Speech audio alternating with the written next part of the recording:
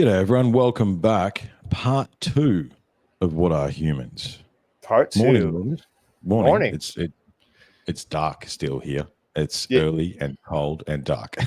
yeah, you're brave getting up that early, but hey, I'm also I'm really honored that you would get up this early to fit this in. That's really cool. Oh, of course, mate. Well, listen, the last time we spoke, I think we finished. It was 2 o'clock in the morning for you. So Yeah. it's swings and roundabouts, mate, as we say, and this is what we do. We were discussing before we turned the mics on. Why do we do this? We do this because we have to, and we after we did part 1 of What Are Humans, not only did we feel that we might have rushed through a few things because we had a list and we like getting through our lists, but we Yeah. also wanted to expand a lot more on a fair few topics. And so the past couple of months, because it's been a while, mate, it feels like it's been ages since I've seen you because we haven't sat down in a little while. Yeah. And so What Are Humans Part 2, mate? Now we're working off your list. Both lists are roughly the same.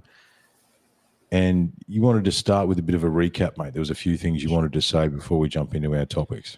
Yeah. So I just wanted to say that both Darwin and the Bible are built off of mediocre explanations. We talked about that before, but that honestly, when taken apart, don't these both don't explain our anomalies here. And it's also a dialectic. And ask anyone where humans came from, and you'll only get one of two answers, generally speaking, Darwin or creationism, and one side of the dialectic or the other, and it works for the controllers perfectly. I mean, you want to Yeah, control people. absolutely. Yeah. Yeah, you tell them there's two flavors of cola. There's Coke and there's Pepsi, but they purposely left out RC or any of the other brands.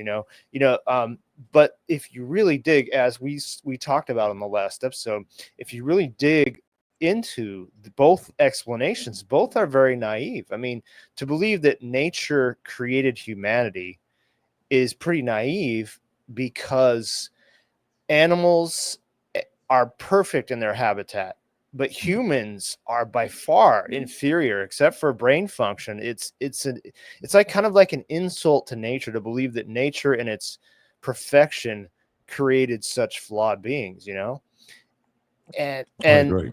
yeah, it's equally insulting to believe that God would create such flawed beings. It's really like a low view of God. Like, I like to say this because I got this with somebody else that I met. Uh, but it's a pretty cool saying, is how big is your God?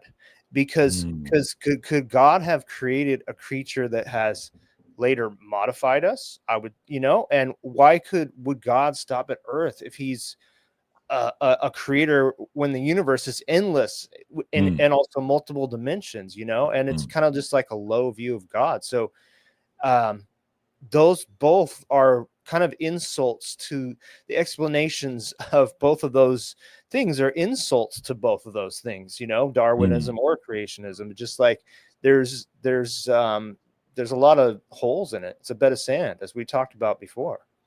Everything is a better sand. We like to think that we know, and well, I mean, when it comes to Darwin, when I dug into Darwin, there was 3 or 4 competing theories apart from evolution. However, Darwin was I think we said last time, Darwin's father was a high-level Mason. He was also attached to the Cambridge University. And long story short, he knew the good old boys, and he was endorsed. And that's the reason that theory was pushed as the preeminent theory of human evolution.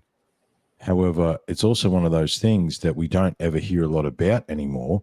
Like, I can remember when I was kids that they were looking for the missing link, right? We're going to Yeah. find the missing link between Lucy and humans, and we still haven't found it. And they've been awful quiet about it for the last 20 odd years. And I don't think the reason for that is because they know that it's not real. Humans are not hominids. Well, they are, but they aren't, right? We are upward. We're two arms, 2 legs, but that's about where it ends. There's not much apart from that. There's no joiner. Yes, we have Neanderthal DNA. And I know we spoke a little bit about that in the last episode. We'll probably cover off again in a little bit deeper because I know we've got more notes about that now. However, just because some of us have Neanderthal DNA doesn't mean we were Neanderthals. Neanderthals were separate to us. And I think as humans as well, we talk about Darwin. We're not finished, mate. We're not finished. We are in, like you said, nature's perfection. Every animal is perfect for its environment that it exists in. They have a niche. They have a niche. Exactly. Down under is a perfect example. Crocodiles, kangaroos. We have a very unique set of flora and fauna in this country that could only really survive properly in this country because this is where it evolved. This is where it's from. Whereas I'm sitting here wearing glasses. Okay. You're surrounded by ocean. Can you swim to America? Be like, like if we were designed for this planet, we would be able to deal with this planet much more efficiently and effectively. And it's a tough conversation to have because you can't sort of deny that. Yet at the same time, it's like we were half designed for this planet. The sun feeds us. This, you know what I mean? There's definitely. It speaks of intervention, not evolution. Yes, it does. Everything that lines up to that, and we'll definitely get into like why we don't fit in and everything. But it's just like, that both of these things are like. I guess it's like there's truth mixed with lies in both explanations. And when there's truth mixed with lies, most people will gravitate toward the truth within that lie and just buy the rest and go, well, okay, I don't know about that stuff, but yeah, it's okay. This is what I believe, and this feels blindly right. believe. That's what it is. Blind belief.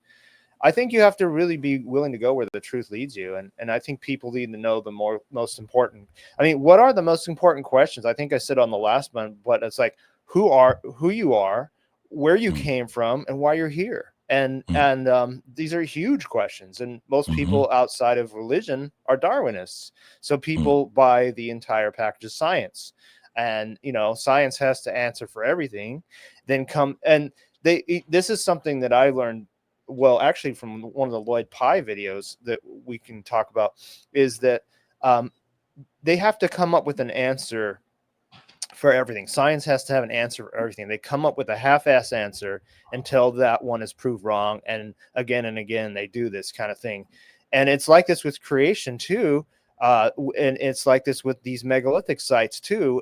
They just beds of sand. And I also think we as humans need to be humble enough to admit that we don't know everything. And that's a hard thing for a lot of people, because science has to give you an answer.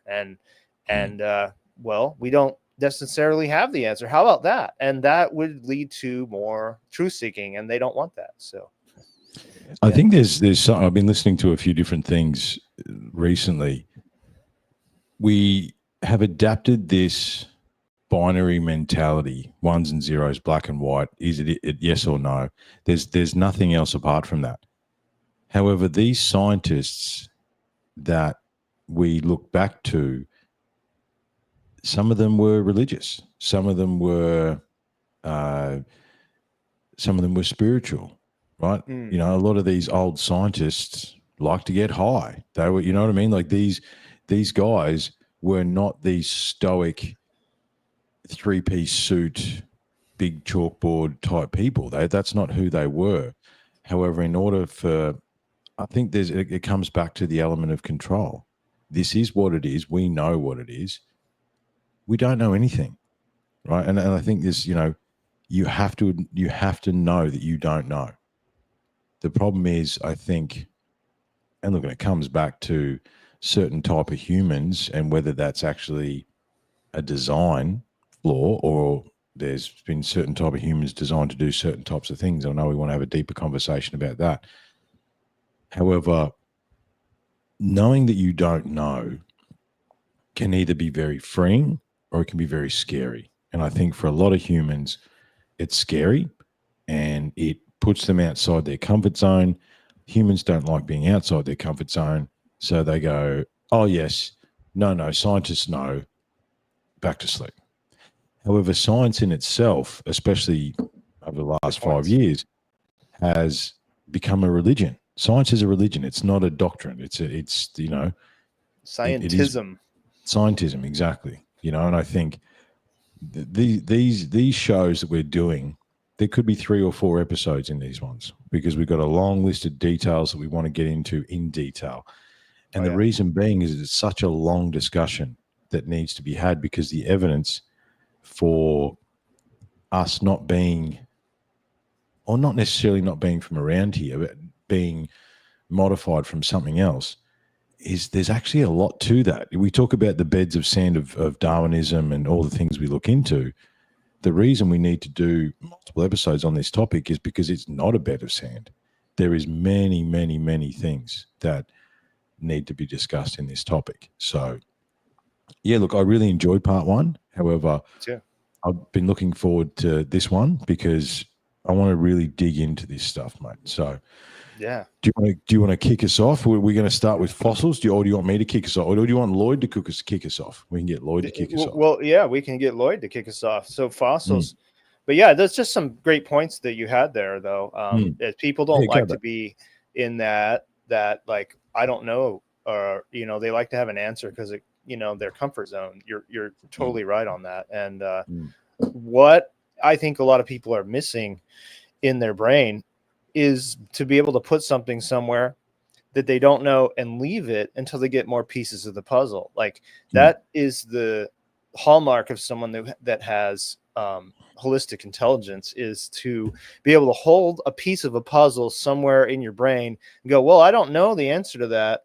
It is uncomfortable, but I'm going to save it there till I get another piece of that puzzle. And so that's where the frame of mind that people need to be in when listening to this show continuing, because this stuff, those questions I just phrased a little bit ago, who we are, where we're, why we're here and all that, those are questions that we need to really like take our time with it, because I think it's these are huge questions. That's why this is going to be a multi episode little rant we're on here, or series. Yeah. Mm-hmm. Yeah, absolutely. And I think for those that have fear around knowing that you don't know, release that, because knowing that you don't know opens up so many more possibilities. It's not a negative thing. It's like, well, if you don't know, okay, cool, that means anything is possible. Yeah. That means you can do whatever you want.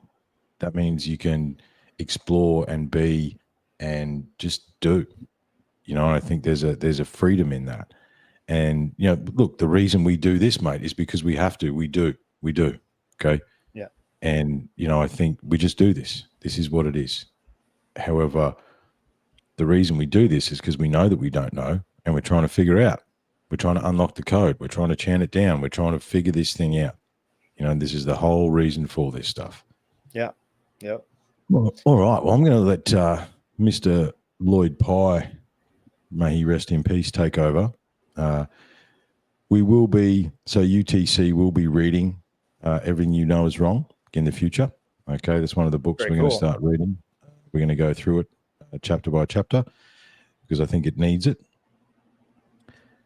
But this is part 2, the fossil record. The fossil record of supposed pre-humans is so pitifully incomplete. If every fragment of pre-human fossil ever found was laid out together, they would not cover half a tennis court. Entire species are often projected from scraps of jawbones and pieces of skulls, and full skeletons are not found until 50,000 years ago. When a few Neanderthals inexplicably buried some of their dead, that paucity of data allows its interpretation to be blatantly subjective and therefore highly controversial, which means only a fraction of our knowledge about pre-humans can be considered true beyond doubt. Everything else is merely the opinion of experts and specialists doing their best to shoehorn into place a great deal of evidence that simply does not fit the Darwinian model. Another way of saying this is that anthropologists and paleoanthropologists spend a great deal of time trying to pound square pegs into round holes. That's a good way to put it. Yeah. By far, the biggest round hole confronting them is the so-called missing link between pre-humans and humans, which is every bit as elusive and legendary as UFOs, Nessie, or Bigfoot. Every discoverer of every new fossil hominid does all the shoehorning they can to get away with to try to position their find as close to as possible to the presumed direct line leading from pre-humans to humanity. Unfortunately, the vast majority of what they have to work with is clearly square pegs. So a great deal of hedging, fudging, and outright deception goes into their efforts to portray humanity as evolving towards its high state of consciousness and self-awareness from a single type of primitive creature that also produced our closest genetic relatives, apes, monkeys, baboons, and orangutans. Notice this is not the 19th century misconception which lingers to this day. Humans did not descend from our hairy skin, we descended with and alongside them. That misconception began soon after the origin of species appeared, in the first salvos of the war between the creationists and the Darwinists. In 1860, the mass media consisted of newspapers, which the creationists of that era dominated. Many used their power by making all-out assaults on Charles Darwin and his abhorrent theory, most often by cartooning his head grafted onto an ape's body. These created These created a lasting impression of humans evolving from apes, which is not what Darwin postulated. He said humans and apes shared a common ancestor that lived somewhere in the depths of prehistory, but they did not precede us on the lower rungs of our evolutionary ladder. I just want to read the next one as well. Fossil bones are so rare because it takes a highly unique set of circumstances to create them. First, death must occur in such a way that the corpse can be covered by sediment before it is consumed by scavengers. The preferred methods are burial before burials were routine, death in or near shallow water. I want to come back to burials of routine because there's more evidence. It's interesting because this was written in the 90s that how much stuff has actually come forward since then. It's fascinating. Oh, yeah. In those cases, the flesh beneath the sediment would quickly rot away, then minerals in the muck would gradually leach into the bones left behind. Over hundreds of years, minerals would replace the bones with exact stone replicas of themselves. As fossilization occurs, more sediment piles on top of the fossil, while the land it has become part of the shifts, twists, buckles, and folds as plate tectonics constantly reshape the planet's crust. Those movements, along with weathering or mining or other excavations, occasionally expose fossils to view, sometimes after a few thousand years, sometimes after millions.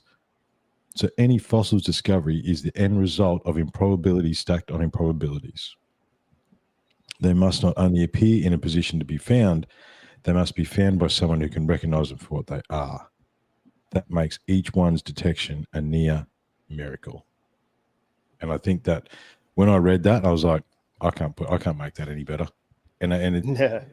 The miracle that needs to happen for a fossil to even be found it's unbelievable. For a set of bones to even be found, I think it's something like 90% of species on this planet are now gone. If you go back through the millions and billions of years, if that's what we believe happened, every cataclysm, there's only echoes, mate. We're not dealing with a solid set of data.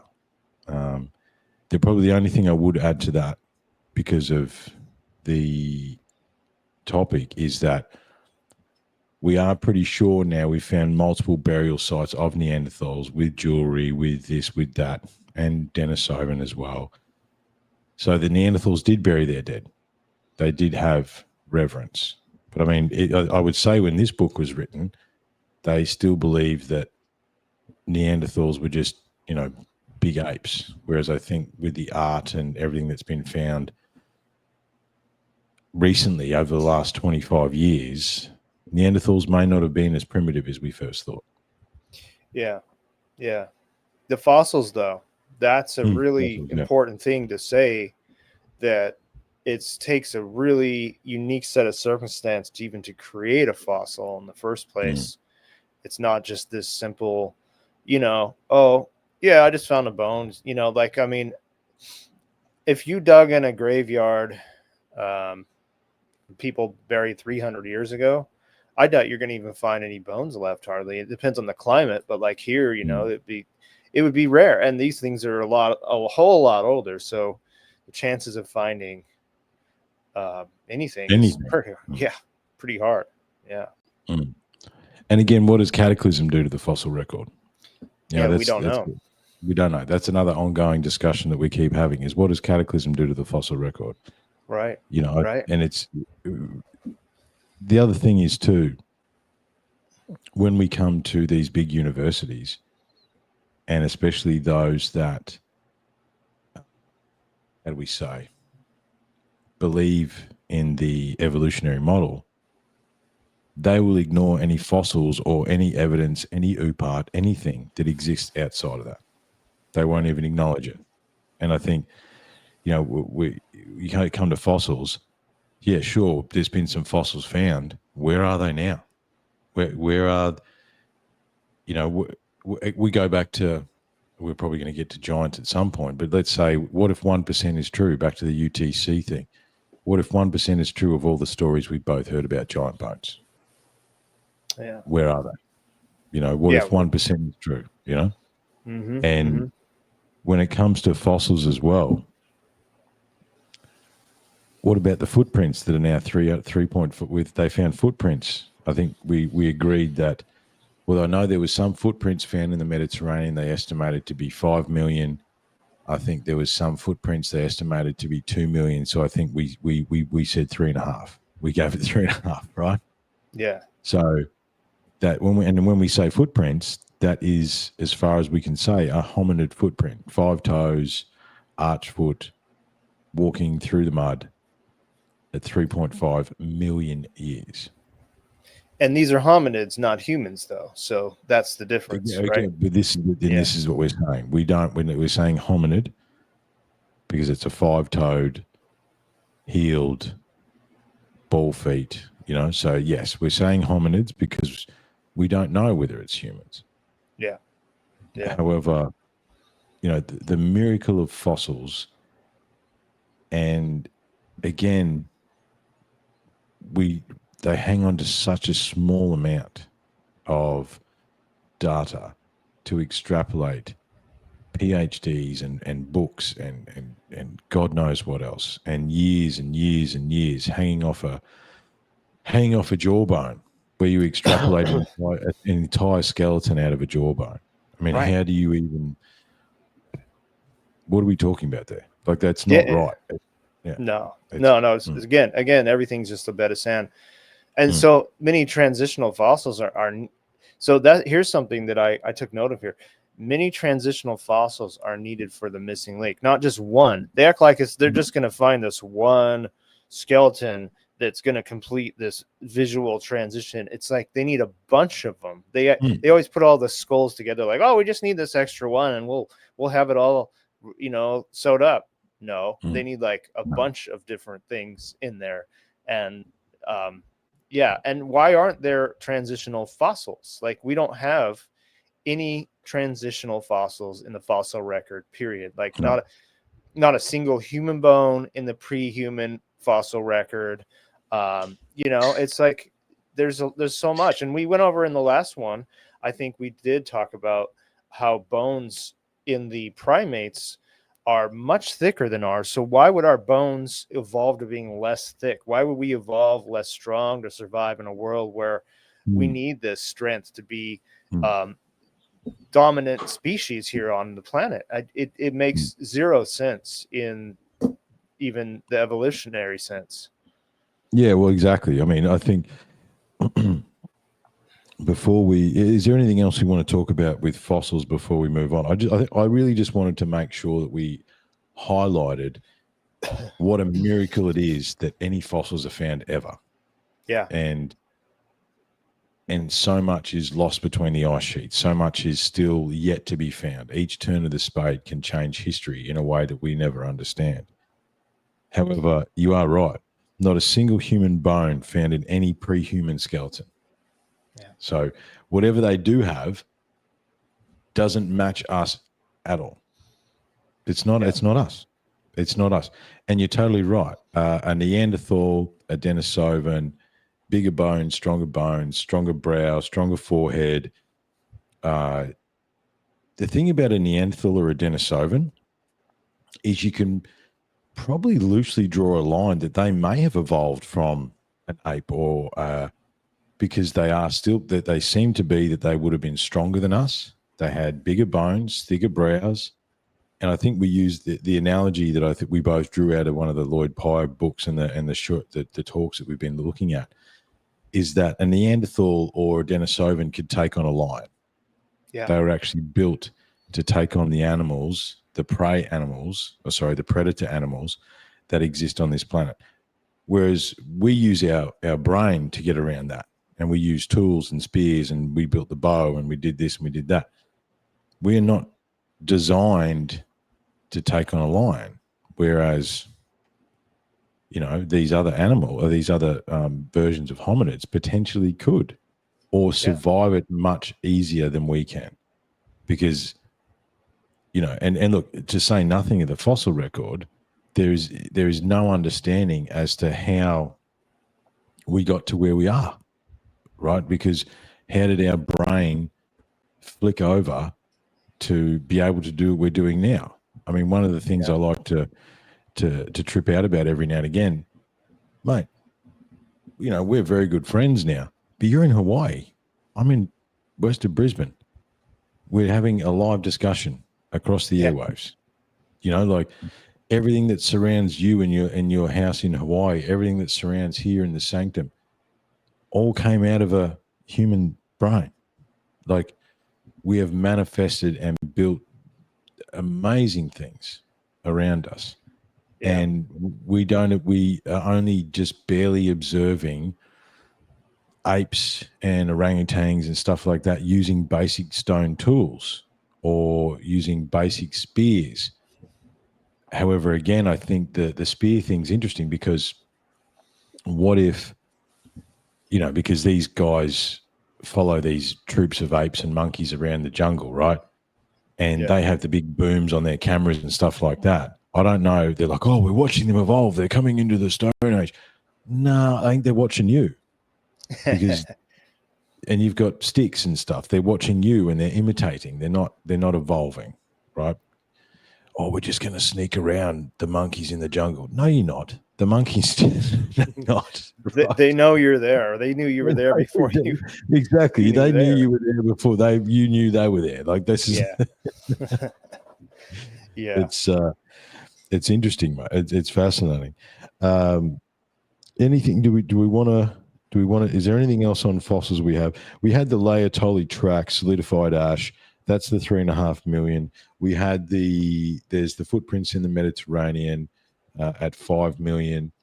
There's the tracks down here as well. I'm trying to remember what number they were, but I think they were plus 300,000-400,000. Where there's and it's a hominid running across a mud flat. The curious thing about that is they've measured the distance between each of the strides of the footprints, and this dude was sprinting. Whatever he was running from, he was after it. And he left tracks. Like, that's the reason they're there. He was sprinting through the mud as fast as he could be carried. But again, down here in Australia, not sure which cataclysm we're going to talk about that did it, but we used to have predator animals down here, and we don't anymore because they were wiped out by one of the cataclysms that came before. So, actually, here's a fun story, talking about fossils before we move on to the next topic. When me and my wife first got together, I used to tell her about giant wombats, right? And there used to be giant wombats here in Australia. Anyway, long story short, she thought I was taking the piss, right? She thought I was just trying to be funny. Yeah. I took her on a date to the Queensland Museum, and in the Queensland Museum is one of the only it's not. And this is the other thing too about fossils. Any skeleton you see in a museum, that's not what they found. A lot of that stuff has been made and molded, and they've actually made bits to fit it. That's not. Yeah. I was going to actually say that like all the dinosaur bones and stuff are plastic stuff that You know, so that's a rabbit hole. But like, why aren't we seeing the real bones? But anyway. Yeah, the bones that you see, most of, especially the larger full skeletons that we see Yeah. in museums and stuff like that, that's not what they found. They are molds supposedly taken from the bones. Yeah. Look, there's a whole dinosaur versus dragon conversation we could probably have, not for today. We're on humans today. However, Yeah. yeah. So long story short, I took her to the museum, and there's a big, massive, giant wombat skeleton. She's like, "Oh, I thought you were just being mean to me." I said, "No, it's a giant wombat." But I mean, when I say giant wombat, Luemas, well, you've been in the sanctum, as big as this room, man. It's just like, you know, that'd wreck your campfire, wouldn't it? You're sitting around roasting marshmallows. A big giant wombat comes and messes everything. Oh yeah, could mess a human up really bad, even if it's not a predator. Well, this is the thing, that was an omnivore, that was a prey animal. So there was predators that used to, you know. So it's there's the evolutionary chain as well. And I think probably before because we're speaking about dinosaurs and fossils and stuff, I think we're gonna, one of the episodes here, we're gonna go into a bit of the weirder side of this stuff, and I want to put a note in the glyphs in India of people riding stegosauruses and triceratops and.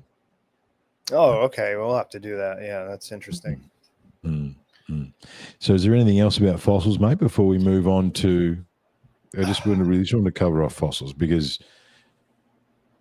Yeah, I don't think I have any more on fossils other than just basically what you read solidifies that for me.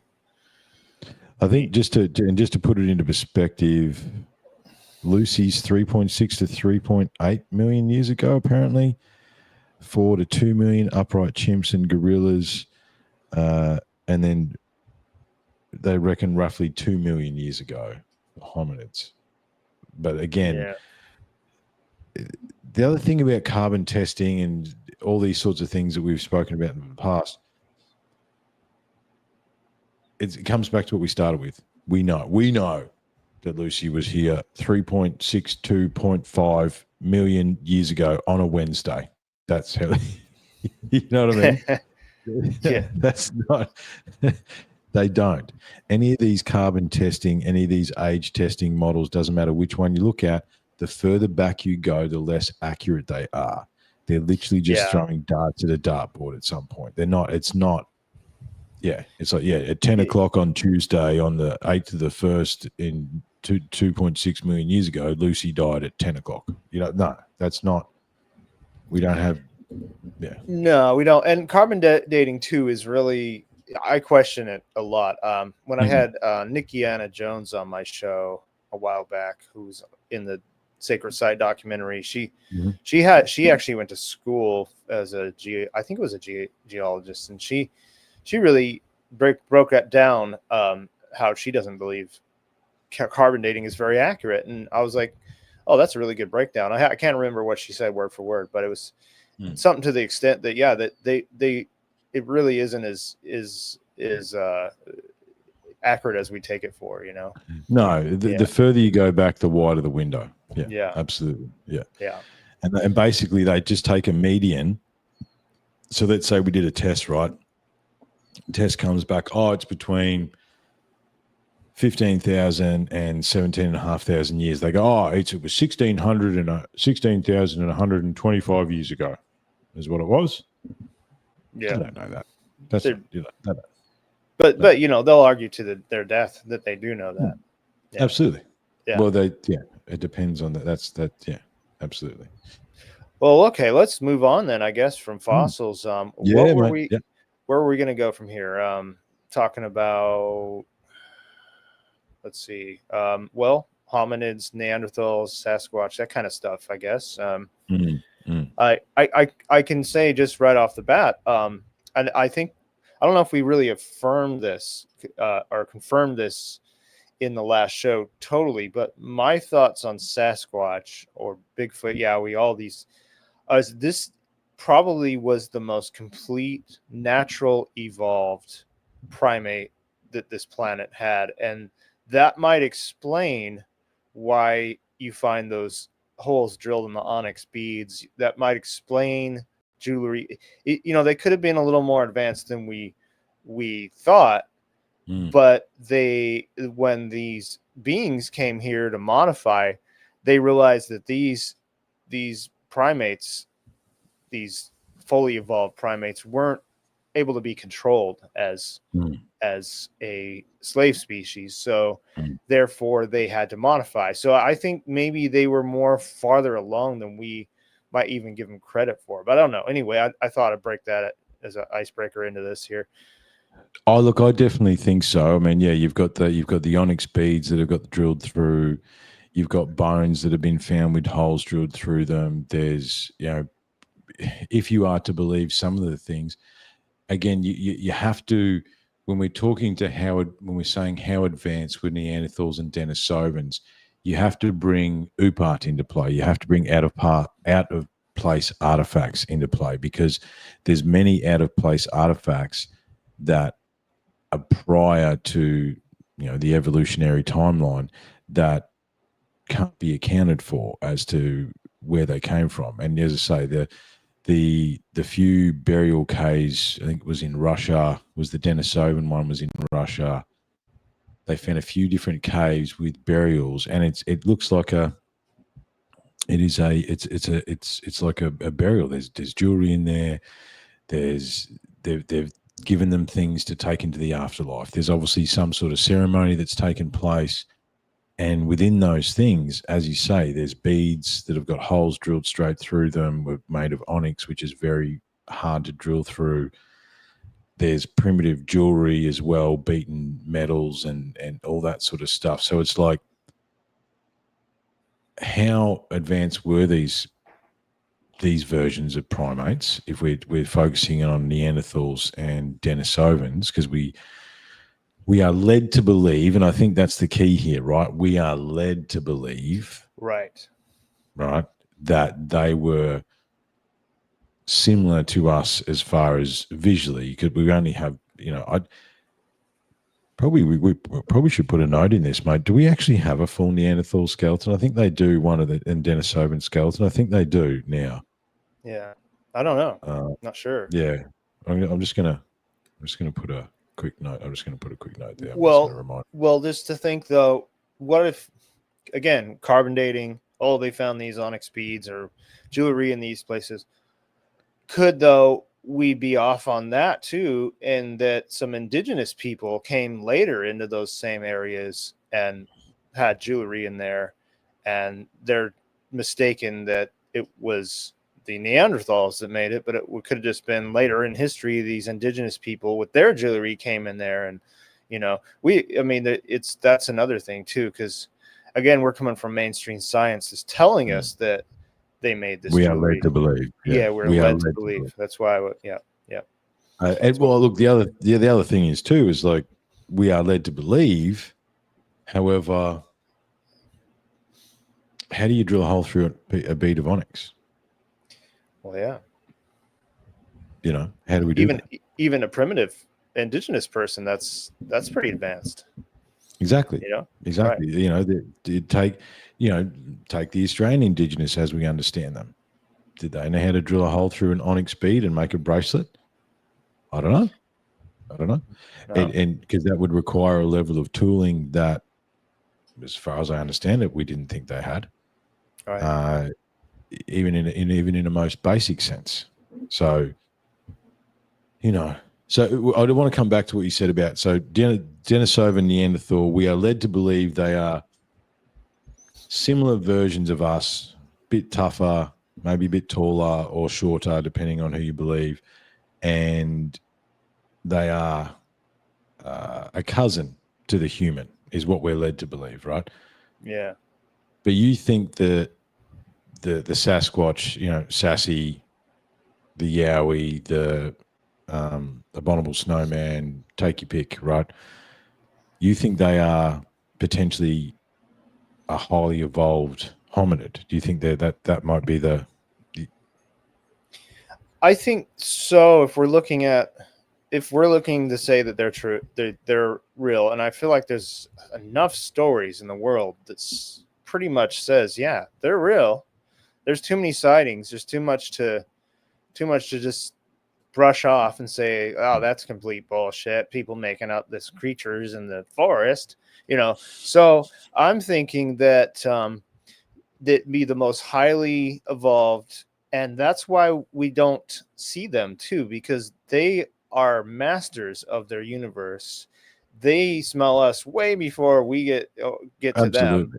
Yeah, yeah, and they're not panda bears. Like we mentioned, panda bears are not very smart, and they hid from humans forever. We gave that I've example in used the that. last one. I've used that so many times since we did that last show. I'm like, 'cause it blew my mind. How long did it take us to find a panda bear in the 1800s when we still hunted for our food? Yeah, I don't know. Yeah, 60 years. Let's just 60 remind years. people. Hmm. Yeah, Two, 60 two, years. 3 generations.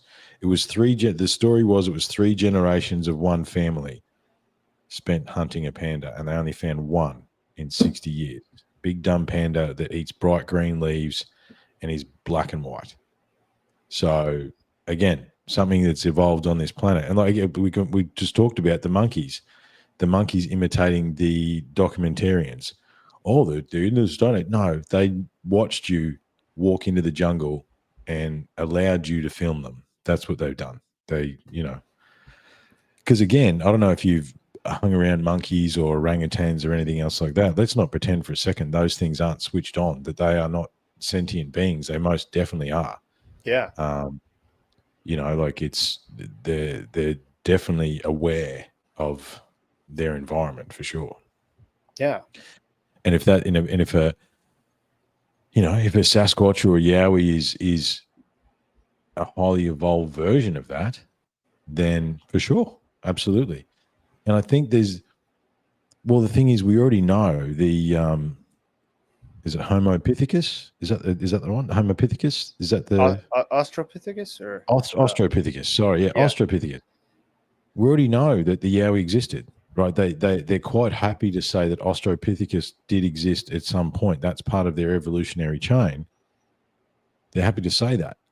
Yeah. A large, hairy hominid Australopithecus, they're quite happy to say that they existed because, or have they got a full skeleton of an Australopithecus as well? Maybe we need to put a pin in that for next time. Yeah, that's true. That's true. Yeah, so just put, skeletons, mate. Do we have skeletons? I'm just going to put skeletons, and then I'm going to look into that for our next one because we probably should have looked into that. Yeah, we should. No, but here's the thing that really fucks up the the whole evolutionary thing is the not really jumping ahead, but just kind of saying that the overlap where there were humans next to evolved Denisovans next to the Denisovans. Neanderthals. Yeah. So how does that work? Because we don't see, going back to not seeing transitional species, we don't see that today in our modern world where there's I don't know, mate. I've met a few Neanderthals. yeah, I know. Yeah, that's true. Yeah. Okay. All right. So we're still here with the overlap then. Yeah. I know a few. Yeah. Yep. Sometimes I wake up in the morning, I feel like a Neanderthal. Yeah, I'm going to say it depends on Yeah, coffee you leave me in the bush for too long, I might turn into a bit of a Neanderthal myself. Yeah. No. Yeah, look, and you are right. That is an interesting thing that we coexisted, as far as we understand. We are led to believe that we coexisted with both Denisovans, Neanderthals, and Homo sapiens existed on the planet at the same time because they can find echoes of through the DNA of those three species in certain humans. So, basically we outfucked them or we outfought them. That's the only two things that happen. Yeah. And I would say we scared them into their environment, and we weird humans decided to build cities and roads and all kinds of stuff that probably scared them away. And maybe there was a battle for a while. Maybe there was a battle between the humans and these creatures. Like, you guys get the fuck out of here. We're the dominant species. I don't know. That'd be an interesting lost in history completely. Well, I mean, I had a thought while I was just listening to you, and I'm looking at your background, which is, one of the maybe the pyramids in Hawaii. I However, wish I was. It's I know Mexico. that's Mexico. Yeah. And well, it is, mate. There's just we just haven't found it yet. No. Yeah. Yeah. Exactly. But what exists in that jungle behind you? Do we even know? We don't know. They still find new species of animals and new species of insects and plants and flowers and stuff all the time, all the time. Yeah, and don't forget. Well, if that's South America, most of that jungle was planted. Most of that jungle was. Mm-hmm. It's an agriculture experiment. And if this is the site that I think it is behind me, this site behind me is like 2% excavated, like just in sites alone, not just species. So I mean, we don't know shit. We don't know anything. No, Yeah. we don't. We don't. Yeah. So yeah, look, I'm yet to go yowie hunting, and I think in the last, and I'll just reiterate what I said last time. My opinion on that has changed mainly because of the men that I know that have had experiences. So yes, Daniel and Brian, I think it was a primal experience was the episode in the back catalogue for people to go back and have a listen to. That's a very old UTC episode, however, very good. Good. That really changed my perception. And then I went and asked some of the most stoic cowboys, rangers that I knew, and they're like, oh yeah, for sure. Yeah, they definitely exist. They didn't even hesitate. And then our resident hunter, Woody, went out with Daniel, and he had an experience. And he's like, mate, I can't explain what happened. There was definitely something there. And I believe him. Like he's our resident hunter. He's our resident. He's like, yes, that I now believe as well. It's like, wow, okay. So I've had to shift my perception on that. And the panda thing definitely helped with that. It's like, well, yeah. And you're right. If that's the evolved hominid, then yes, they are masters of their environment. They would smell you coming a mile away. Right. Mm-hmm. And this is because we don't understand that. And here's the other thing too, to add into that.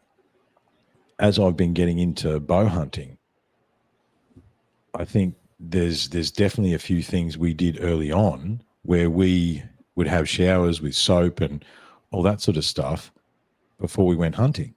And that's a big no-no. You're supposed to not have a shower. You're supposed to actually sink into the environment so you become – your smell is not – your smell is different. We smell, right? And the animals can sense that. And if a yowie is a more highly evolved version of that, then they can see us, smell us from a mile away. Yeah, they can.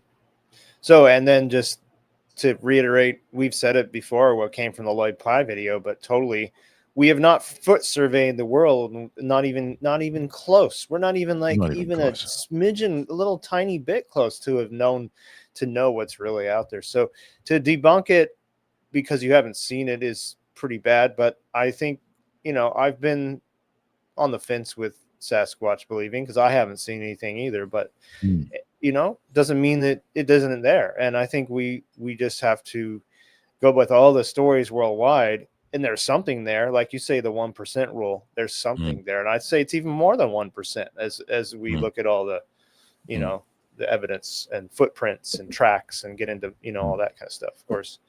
But yeah. Look, we might come back to that because I know that I want to come back. Rex Hunt, unfortunately, he's passed away now. And he's got an amazing back catalogue of things that he found. He drew some very long bows as far as some of the megalith stuff down here.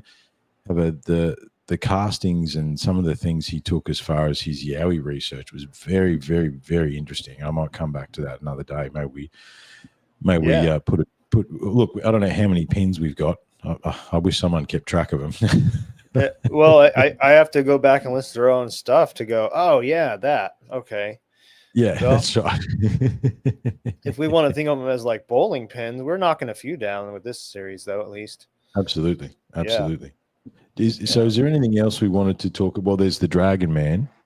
He came Yeah, up. I mean, no, I don't really have more to say that we didn't already say last time, but I think since we kind of we didn't rush through it, like we weren't intentionally rushing, but this deserved, even last episode, everything we said deserved a flesh out, and that's what we're kind of doing now. So, but I'm pretty good with moving on now, I think, from hominids and stuff, probably. Well, the Dragon Man, the Dragon Man's probably the only other thing to mention. So, yeah, again, the Dragon Man, the story of the Dragon Man was there was a skull found in a shop in Asia somewhere, and it didn't match what they thought it was. And turns out the Dragon Man is Denisovan. Is that correct?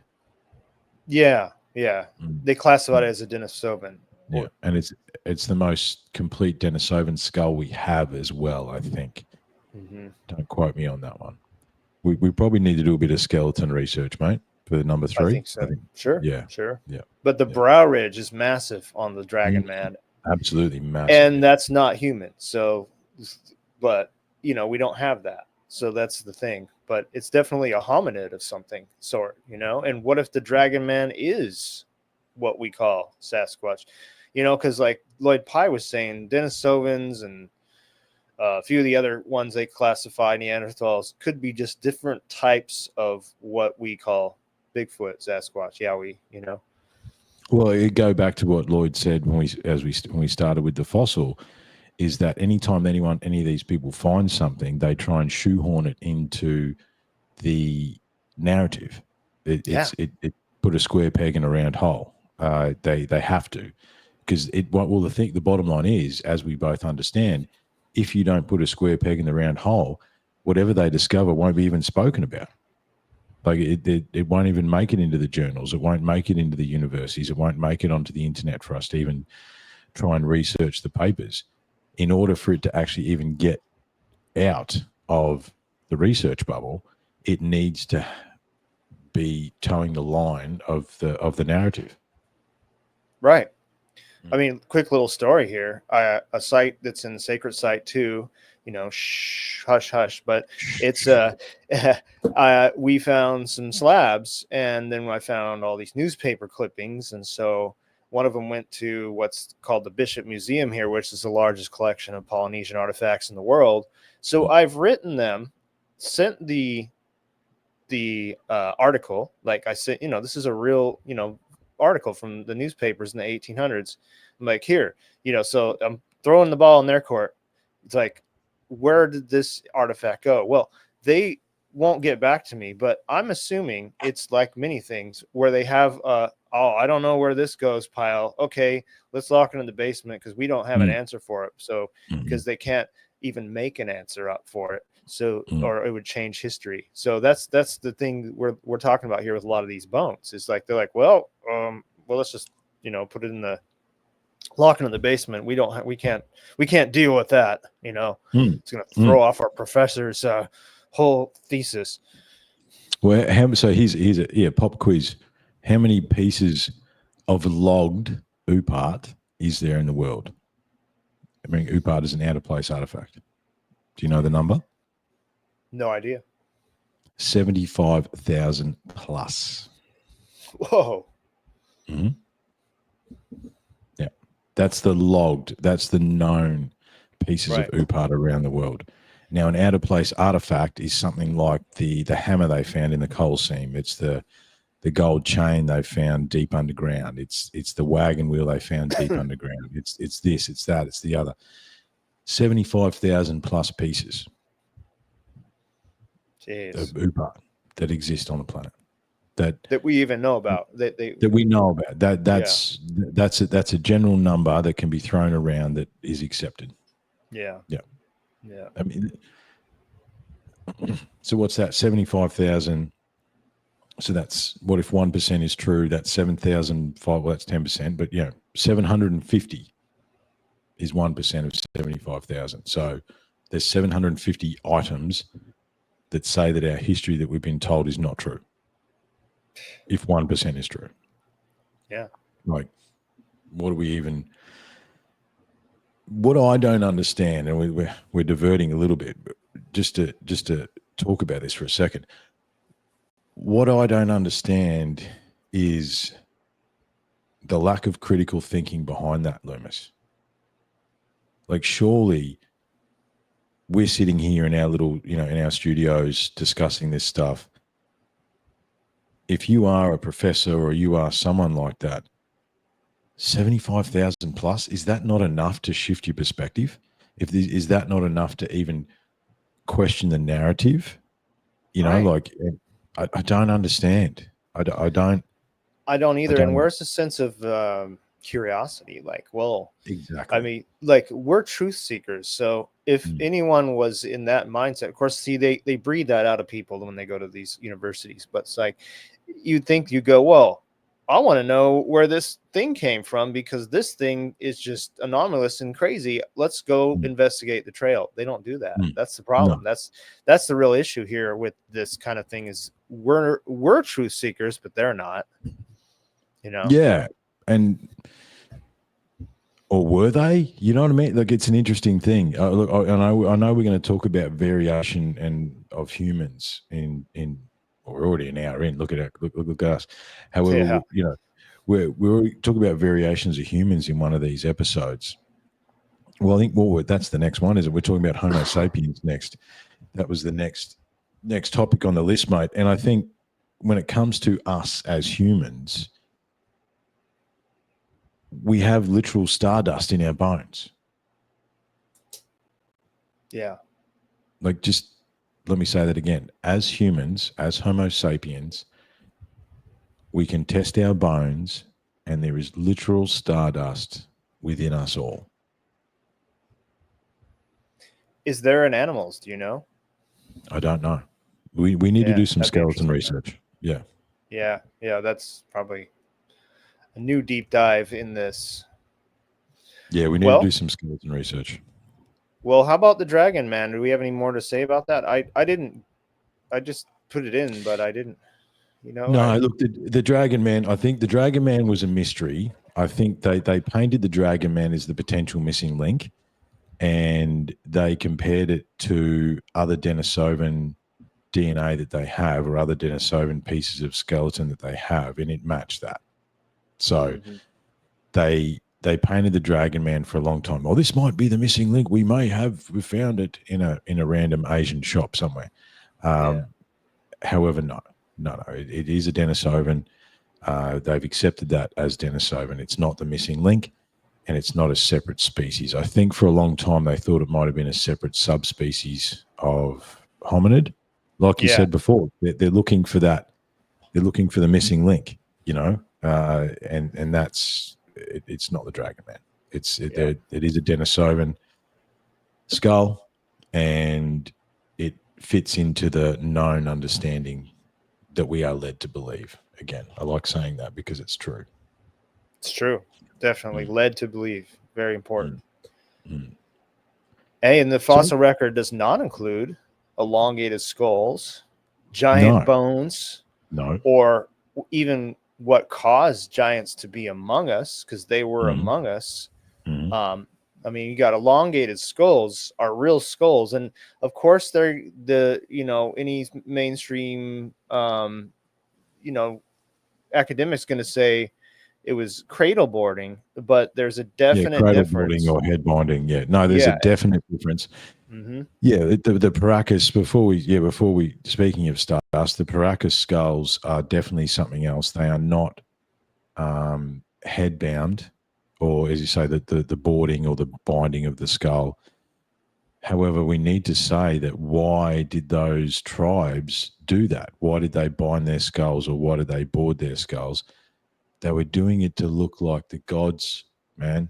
Like, that's what they were doing it for. They were doing it to honor their ancestors and to look like the gods. And there's, the Paracas skulls is one of those ones that comes up and no one likes to talk about it because they're not, as I say, they're not headbound skulls. They're completely different. They're also, I had a note here. Hang on a second. I had a note here. There's so many notes, mate. So it is early. I'm surprised. That was my first vocal stroke of the morning, mate. I'm very surprised. You're I'm doing pretty impressed good with an hour myself. in. Yeah, no problem. I don't know if I can do that. The Neanderthal brain is 1500 cc. Yeah. Human brain is 1400 cc. Okay, so we need to take that into account. And the Paracas skulls were said to be 1500-ish plus or minus. So the Neanderthal brain and the Paracas brain technically are larger than ours. Now, Yeah. do we know if they have the prefrontal cortex? Do we know if they have the neocortex? Do we know? We don't know. We haven't found one with its brain still intact. However, the brain capacity of the Neanderthal and the Paracas is larger than ours. So does that mean anything? We don't know whether that means anything. However, it doesn't mean nothing. And well, it looks like a regressed form. I mean, I don't know. Why would I don't know. I mean, I don't know to say that a bigger brain means you're smarter, but it certainly is that's what, kind of, again, we're led to believe. we're led to believe that. I mean, I don't know. I've met some animals that were smarter than some humans. So yeah. But I mean, before we leave Paracas behind, what were they? Yeah. So the real interesting thing is they have one parietal plate instead of two like we do because of the no sagittal suture mark, or the mark from which your skull, to get through the mother's womb, that's what you need. So that's that's not something to be glossed over because, well, that also was the skulls in Malta too. They weren't necessarily elongated, but they had no parietal plate. They had no sagittal suture mark. And if you go back on my show and listen to Heather Arnold, who was also in Sacred Site, she talks about finding giant skulls. They found giants in Aruba, and they also have no sagittal suture mark. So it's interesting, and this coexisted while we're here. Regular humans are here, so that's an entirely different species, just like Lloyd Pye's star child skull too. Like that's another one we could get into, but yeah, all this was here with us. So, but that begs the question, though, is that how did those species procreate? How did the mother survive?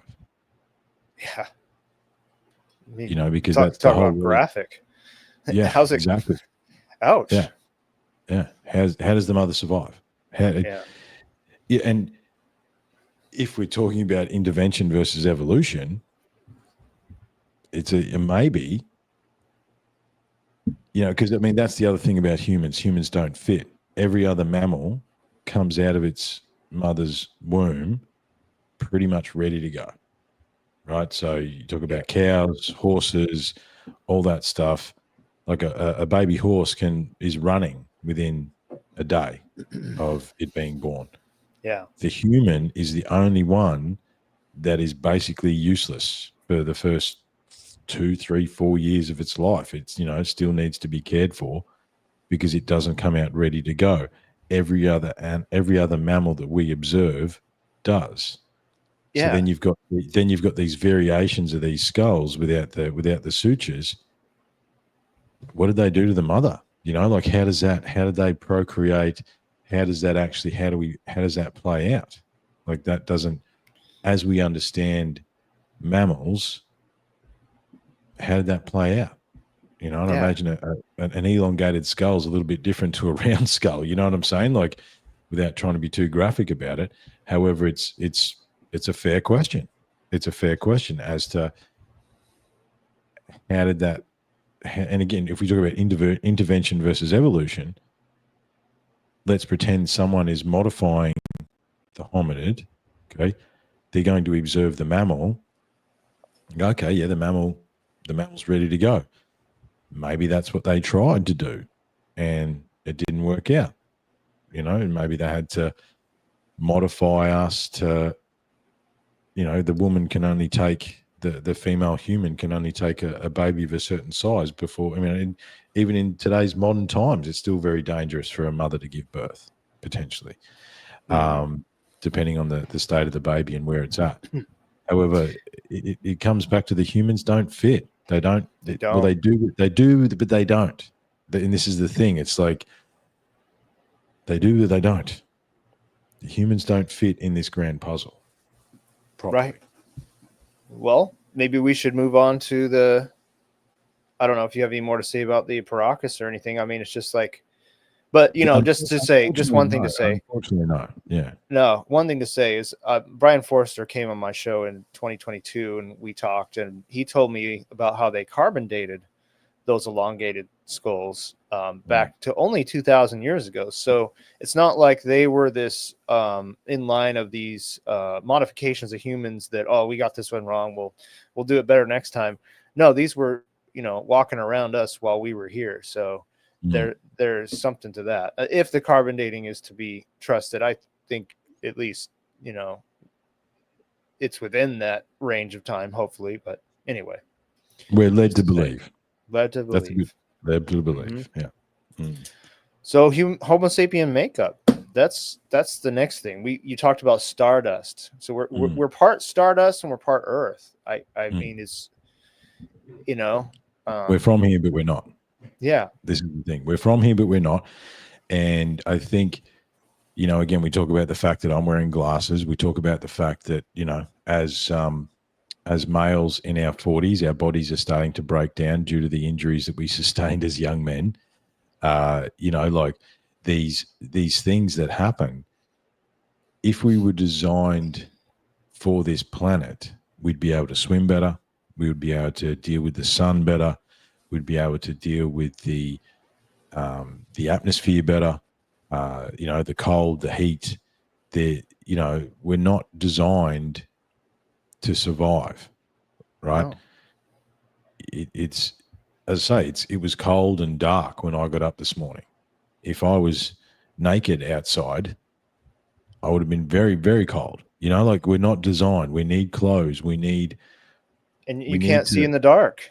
Yeah, we can't see in the dark. We need to modify our environment in order to be able to exist in it. Okay. Mm-hmm. Every other mammal we observe on this planet doesn't. Exactly. Yes, they will build shelters. Obviously, they'll build shelters. They will build nests and burrows and those sorts of things.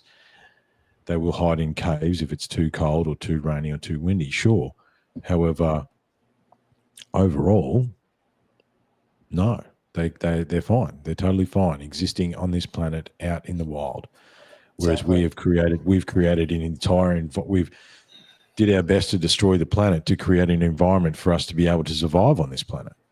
I think that shouldn't be overlooked. That shouldn't be overlooked. That's a weird way to live on a planet. Like what? Well, I go back to, I mean, and it's interesting. So I don't know what happened, Luemas, but at some point we're the next generation. We're getting older. Right? I've realized that recently for some reason, and we don't. The previous generations before us will never know how much the first Matrix film affected us all. Okay. And to quote the Matrix back in the day, humans are a virus. They move to a place, they consume all the natural resources, they strip it bare, they destroy it, and then they move on. Yeah. And unfortunately, that's not untrue. It's not, I mean, you've got the Amazon as a year. Let's use your backdrop. Something, square kilometers of Amazon rainforest are still being destroyed every single day. Yeah. Just mowed down. And, like, if we were from this planet, why do we have to do that to the planet that we're from in order to survive on it?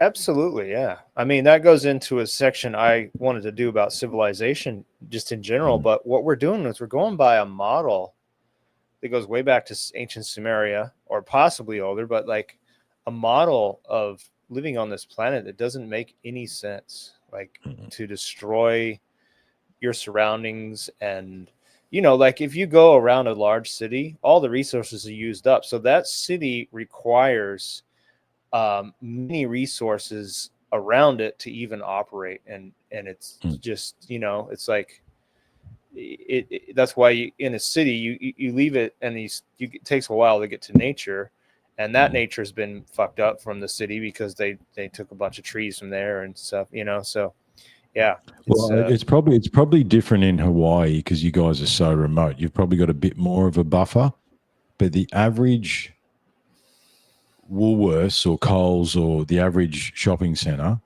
for food, right? Whole Foods, take your pick, whatever it is. Um, the average, it's 2 weeks, right? yeah. So I've got a local shopping center down the road. That shop has about a 2 week buffer. If that shop does not get a delivery within 2 weeks, there is no food there. If there is no food there, the entire town that I live in has no access to food. Yeah, Two it's even weeks. worse for us because we don't have connection to anything. So if we run out of Mm, food, we're fucked. Like, mm, seriously, mm. I just saw that the other day when we had that tsunami scare. I don't mean to go off subject here, but it's just like they're evacuating everybody. Everyone's evacuating at once. I was in traffic for 3 hours, and I Did was anything happen? Nothing. no, nothing. And they use that fear really well. I mean, we Well, had like they, tiny waves come up, but Hawaii they is a had. surfing place, and we have waves all the time. It's like, I was going to say, you know, isn't Hawaii a mecca for surfing? Isn't big waves supposed to be a good thing in yeah, Hawaii? right. Yeah, and these weren't even that big. So the thing is, though, people panic buy just like with COVID. Mm. And yesterday before work, I usually grab a water bottle to, I from the store, and there wasn't any. I'm like, what? Because everybody panic buyed. So that's the kind of thing where, we're living in just a real temporal society where, like, yeah, Mm. 2 weeks, you're out of food. It's like that's how close we live to chaos. Well, so 2011 here in Brisbane, there was a major flood, and Kath was isolated. She lived in Moggle, and she was isolated, like cut off in all directions. The river came up all around her, Oh, wow. and they were isolated for about 11 days. And she said by like day 5 or 6, things started to get real squirrely, right? There Mm, was some stuff you could see society fraying on its edges because they were totally cut off. Like they were being, stuff was being across boats, bringing in by boat and helicopter and stuff like that.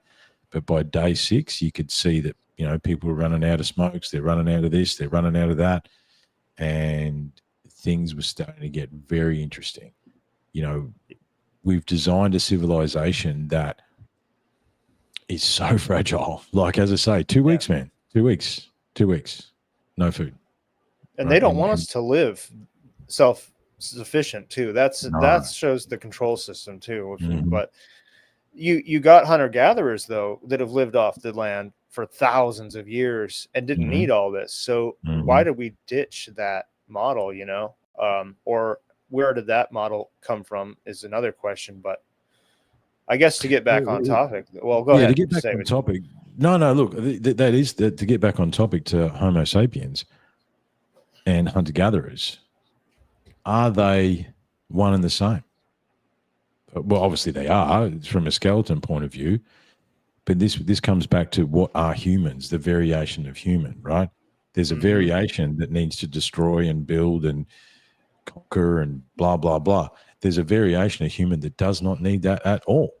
As we sit here and have this discussion, there would be uncontacted tribes in the jungle behind you there. There's uncontacted tribes in Papua New Guinea. You know what I mean? Like Yeah. these variations of human exist within between us, and they don't want to build a tower and put their name on it. Yeah. They are quite happy coexisting with the planet, and it's a fascinating thing. Are they different from us? I Oh, I I mentioned that on our road trip we did together. Just we were spitballing, right? Because we were just Mm. all, just freestyling the episode there. But I was like, well, what if the humans that were modified were just the hunter gatherers to come live in civilization? And because you couldn't convince a lot of these tribes to go ditch their life and go and here, come into the city. We have it all great for you. I think a lot of them, like that was their universe. Like, why would they want to? Oh, I and don't know. there's countless stories in America. I know that in the Americas of the Indians coming in and taking people hostage, and then them the great America mounts up to go and rescue these people, and they go to rescue them. They go, leave me alone, go away. This life is so much better than Yeah. what we do. And Yeah. I had a very small experience with that as well. We're going to have to finish it pretty soon, mate. However, I had a small experience with that as well when I was invited into into the tribal land up in Papua New Guinea, and I spent 2 days there. And mate, by the end of the first day, I was like, "How do I stay here?" There was a veggie patch there, there was a pig pen, there was a fresh fish out of the ocean. It was clean, it was comfortable. Everyone was nice. I didn't have to, if I didn't want to do anything, I didn't have to do anything. Just chilled out. I helped chop some wood and did some things, to help with the tribe, Yeah. while I was there. However, man, honestly, and into the second day, I'm like, I don't want to leave. I want to stay here. I want to stay here. We've got it totally wrong. Totally wrong. Whatever this version, we're attached to a virus, right? We're attached to something that is not natural to our environment. And I think when I said before, we're from here, but we're not. Why I say that is the last 3 years I've been doing bow hunting and learning how to do that and become proficient at that. Mate, that bow hunt, being in the bush with a bow and that being your intention, it activates something primal in you. It is something that you can't express to someone who hasn't experienced it, and it's hard to encapsulate.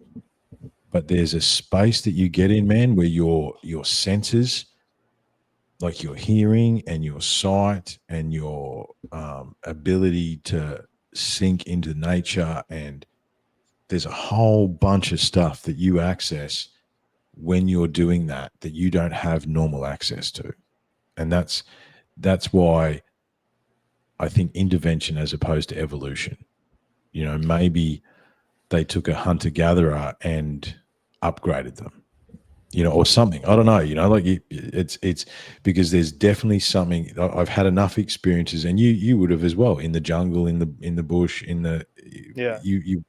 we both had enough experiences to know that in that environment, there's definitely a version that exists within us that sinks into that environment and really adapts to it and really wants to be there. Like it's amazing. No, well, then that is the part of us that's part Earth. I guess what kind of debunks that hunter gatherers were the ones that were modified is still hunter gatherers are still Homo sapiens, and where did Homo sapiens come from? You'd still have to believe the Darwin version or the creation version, and that still doesn't make sense in the big picture that we're talking about. But it does. There is something about getting in tune with your earth roots, and I think we are part that for sure. And maybe just the fact that we don't grow up in those environments in nature like that we don't have what those people have, where they learn to adapt and they figured it out. But even them, some of them, not all of them, but they're not necessarily great in the environment. Like, they kind of destroy areas too. They're not just like totally living with the environment. Like, sync with nature. No, yeah. Still different than any other animal. Yeah. Absolutely. But Absolutely. we are look, a regressed version of primates. That's what I think. We're regressed. So go with their idea that civilization is only 6,000 years old. How could we devolve that fast if we only went from hunter gatherer to civilized in 6,000 years? Why would we? So I don't know. I know you probably got to wrap it up. So, but yeah, we do need to wrap it up pretty soon. However, look, I think we pick. I want to think more about that. Let's pick it up. Let's pick it up when we come back, talking more about, because I want to talk about where we downgraded, where we upgraded, then downgraded. All right, I think let's pick up when we come back on Homo sapiens, because I want to talk about whether or not we were upgraded then downgraded. There's stuff to talk about with our DNA. our genes, our genes, that sort of stuff, that, our gene has been switched off. We can only live to 120, but they've actually seen it switched off. If we switch that back on, how long could we live for? Did we live longer in the past? Are we to believe some of the ancient civilization stuff that we love and, that we have a lot of knowledge on? And again, look, psychological damage of a species who doesn't know its history. That was a note from you the other day. So that's, there's a number of topics, but let's put it down, and we'll pick up our discussion on Homo sapiens next time. I think, because there's DNA to be discussed. There's genes, there's abilities, there's, psychometric abilities, there's ESP, there's telepathy, there's, there's a whole raft of things that we need to open a discussion about as far as what are humans. Well, mate, we didn't. What do? We did like 3 dot points. So yeah, we're at least. I think this is like a 5-part series as far as I'm. It's okay though. I enjoy. Yeah. I mean, fleshing this out is important, because skimming past it doesn't give it justice. Not even. No, it doesn't at all. It doesn't at all, mate. It doesn't at all. So look, man, What Are Humans Part 2, that's a wrap. A pleasure to sit down with you again, sir. Plenty going on behind the scenes with Sacred Site 2, with Chant It Down, with UTC.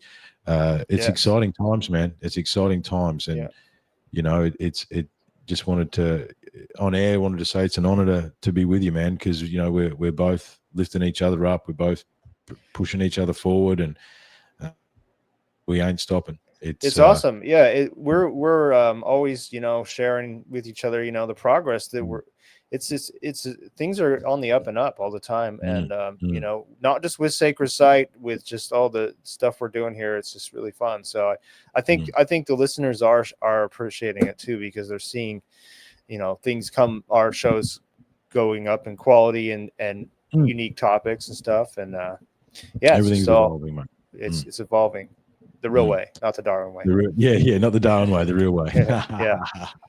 Oh, mate, thank you very much, guys. That's awesome. What Are Humans Part 2, that's a wrap. We'll come back and we'll jump straight back into Homo sapiens and the variations. All right. Sounds good. Mate. Okay. Cheers, mate. Take care. There it is.